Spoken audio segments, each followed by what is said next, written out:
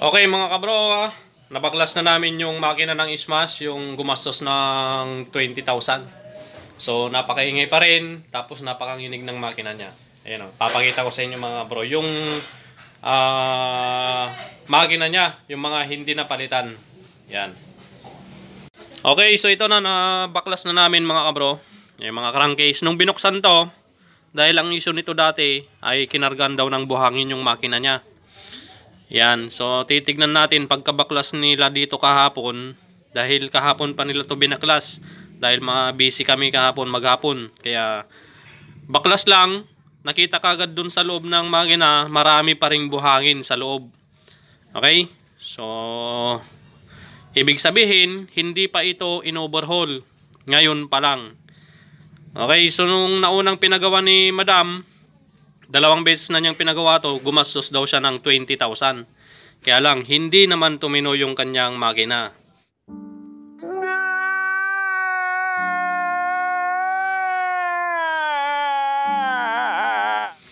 Okay, so ngayon binuksan na namin, nakita namin yung mga pyesa. Ang ginawa lang dito mga bro, sasabihin ko sa inyo, makikita ko naman makikita at makikita ninyo kapag binaklas nyo ang makina kung ano yung mga ginawa or pinalitan na pyesa. Okay, yung number 1 na nakita namin dito na ginawa lang nila, ito, yung kanyang cylinder block. Pinaribor na nila to. Yan, sabi nga ni Madam, is pinalaki yung piston, kaya pinaribor nila to. Dahil nga nilagyan ng buhangin yung makina niya, pinaribor nila to. Which is good naman, pinaribor nila. Tapos, ito yung piston. Rebor 25. Yan, 0.25 yung kanyang rebor. Okay. Ngayon, isa yan yung ginawa nila, pinaribor. At syempre, nagpalit din sila ng valve seal. Napansin ko dito dahil malalaman mo kapag nagpalit ng valve seal, makikita mo yung valve spring, baliktad. Ay no, baliktad yung valve spring ng kabit. Yung magkakadikit nasa ibabaw, which is mali yan mga bro. Dapat nasa ilalim yung mga magkakadikit. Okay? Babaliktarin na lang natin yan mamaya. Tapos, dito, nagpalit din yata sila ng clutch lining. Kasi makikita nyo tong kanyang clutch lining, medyo maputi-puti pa. Ayan, bago pa. Okay? So, yun yung mga pinalitan nila dito. Rebor, clutch lining, valve seal. Yun lamang yung napansin kong pinalitan nila dito. Okay? So, ang mali nila dito, nagpalit ng clutch lining. Yan. Siyempre kapag nagpalit ka ng clutch lining, tatanggalin mo yung clutch housing, pati yung kanyang clutch bell. Okay? Kasi sabay yung housing at clutch bell na tinatanggal. Ngayon, hindi nila napansin yung kanyang yan. Primary clutch. Yung lining niya. Oh. Pudpod. Bakal to bakal na yung gumagasgas mga kabro. Oh. Bakal to bakal na. 3. So itong lining na yan, gumagasgas na siya mismo dito sa kanyang clutch bell. Ayun o. Pinudpod na niya. Yan pa yung problema ng motor ni Madam. Tapos, pangalawa, itong kanyang connecting rod. Yan, ito. Maingay ito.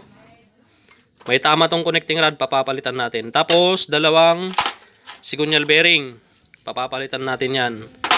Okay, so ang gagawin natin dito, palit connecting rod, 2 bearing, diretso align yung sigunyal. Tapos, itong kanyang primary clutch, yung lining nito, ipapabanding natin to mga bro. Tatanggalin natin tong 3 to. 1, 2, 3. So, babaklasin na lang natin tong mga lock dito para matanggal natin to. 3, papabanding natin. Tapos, itong clutch bell, ipapa-reface natin to. Yan. Okay, yan. Papa-reface natin. Okay. Wala na. So, babanlawan na lang to ng konti mamaya. Lilinisan. Tapos, dadalhin ko na sa machine shop tong sigunyal. At ito, papabanding natin. Pati yung clutch bell, ipapa-reface natin yan. Okay. So, titignan natin tong mabuti mamaya itong kanyang cylinder block. Kung kaya pa, medyo kaya pa naman dahil bagong rebor. Buti na lang hindi masyadong nagasgas dahil may damage tong connecting rod. Yan. Okay, yun na yung mga problemang nakita namin dito sa makina ni boss. Hindi naman ito na overhaul. Ang ginawa lang, yung gumastos ng 20,000, nung gumastos siya ng 20,000, ang ginawa lang dito, bandang clutch side, nagpalit ng clutch lining, tapos pinaribor, tapos palit valve seal. Okay, yun lang. Gumastos na ng 20,000. Okay, busog-busog ang bulsa nung kwanto. Yung mga nauna, yung nakauna, busog-busog. So ngayon, ayan, sinabi ko kay madam, mag-budget ka ng 5,000. 5,000 lang yung hiningi ko muna sa kanya dahil, ayan, so chinik muna natin yung mga dapat palitan. So number 1, connecting rod, 2 bearing, align. Tapos ipapabanding natin to at papareface natin tong kanyang clutch bell. Kasi hindi na siya makahatak mga bro. Yan, kahit anong piga mo ng throttle niya, hindi talagang makatakbong mabuti. Nahuhuli, nagwa-wild yung throttle niya. Dahil dito nga hindi na kumakapit tong lining ng primary clutch dito sa clutch bell. Yan. Alright. So alam na natin yung mga nangyari dito sa makina ni madam. Yan, na mekos-mekos ang kanyang bulsa mga kabro.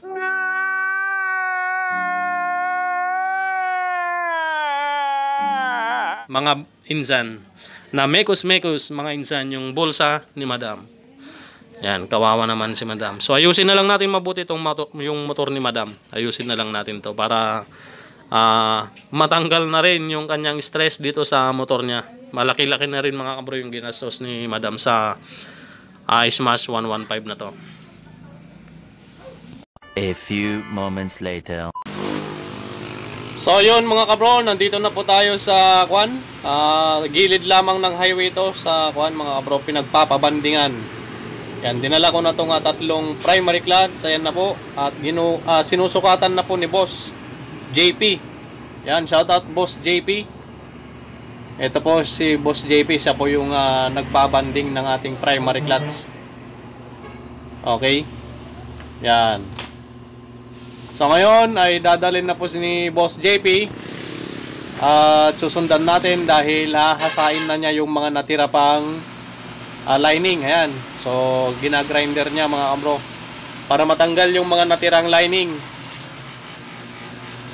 para kumapit yung bagong banding na ikakabit niya.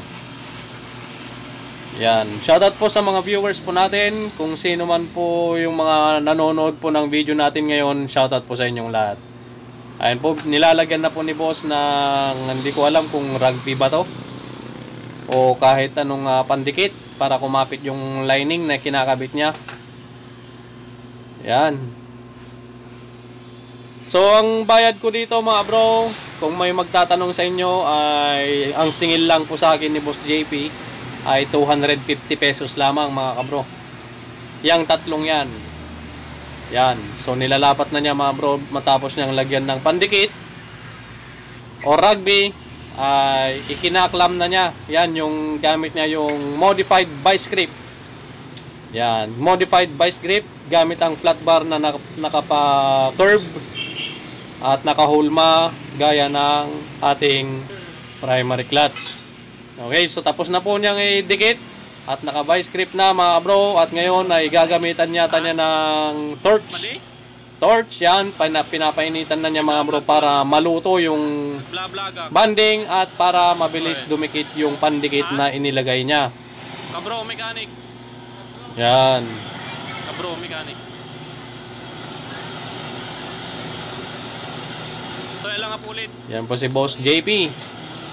Maraming salamat boss sa paglagay ng banding sa ating primary clutch na pagmamay-ari ni madam. Shoutout po kay madam. Motor lang boss. Medyo na-stress na siya sa motor niya dahil marami na nga siyang gastos. Halos 20,000 yung inabot ng gastos niya mula noon sa unang pagpapagawa niya. Ay, dalawang pagpapagawa niya pala sa motor niya mga bro. JP. Yan. 2 beses na niyang pinagawa to, gumastos ng 20,000 pero hindi naman tuminaw itong kanyang motor. Kaya ngayon, ayan, hindi natin titigilan, hindi natin tatantanan ang motor niya hanggat hindi natin napapatino. Yan, nandito lamang tayo sa tapat ng Pure Gold, Tapat ng Pure Gold. Tapat ng Walter Mart Paniki. Ayan, Lawrence, brake and clutch, banding. Yan, gilid lamang ng highway mga bro. Okay, pagkatapos nito, balik na po tayo sa ating laboratorio. One eternity later. Okay, so napapalitan na natin ng connecting rod mga kabro yung kanyang sigunyal. Ayan, sigunyal. Bago na yung connecting rod niyan, bago na yung bearing. Tapos yung pinabanding natin kanina, ito na siya. Oh. Ayan, ito yung pinabanding natin kanina, 3. Ayan. Tapos yung clutch bell, pina-replace natin, ayun na siya. Oh, para makapit, para maganda yung takbo niya. Clutch bell, primary clutch, yung lining, pinabanding natin. Tapos bago na yung connecting rod at 2 sigunyal bearing. Ito yung mga nagpalitan ng connecting rod. Oh. Ayan, connecting rod na nagpalitan.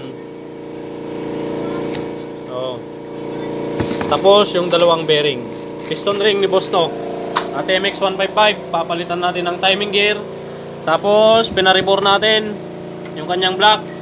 At ang gamit nating timing gear ay Skygo. Bira, balik tayo sa Skygo. Nadala na ako sa pag. Okay, Skygo muna, 3334 ang gagamitin natin dito.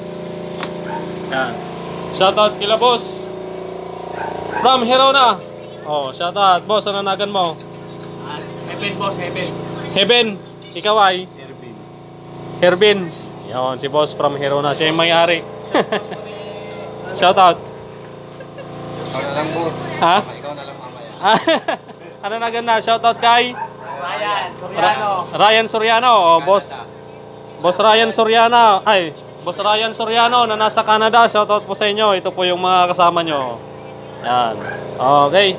Tapusin na natin tong motor ni Kabro para isunod na natin yung smash. Ayan, smash. Susunod na natin yan pagkatapos nitong 155. Shoutout sa bagong kasama namin, si JR Shabok. Tiga Mongkada to mga bro, kasama naming bayaw nung kasama naming mekaniko dati. Ayan, pinaampon niya muna dito. Ito muna yung kagawad namin ngayon dahil wala pa si kagawad. Kagawad! Trabaho lang naman hindi na masweldo.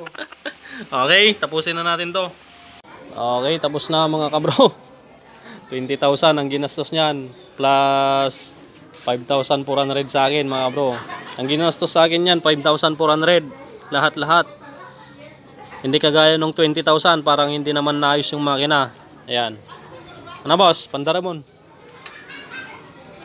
Shoutout kay kuya niya. Okay, yan na mga bro. Smooth na yung makina.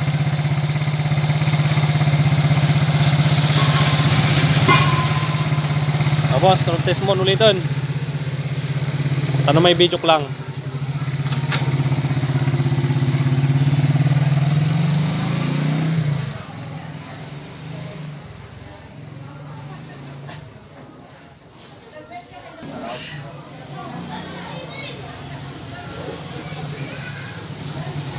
Next time to kita ikuha na karburador nan. Yusan, ngayon may taray na niya. Tahimik na rin yung makina niya mga kabro. Hindi na kagaya nung kwan na parang helicopter yan. Maingay, manginig pa. Silanganan boss. Bagam to lang kiniwanong mo niya.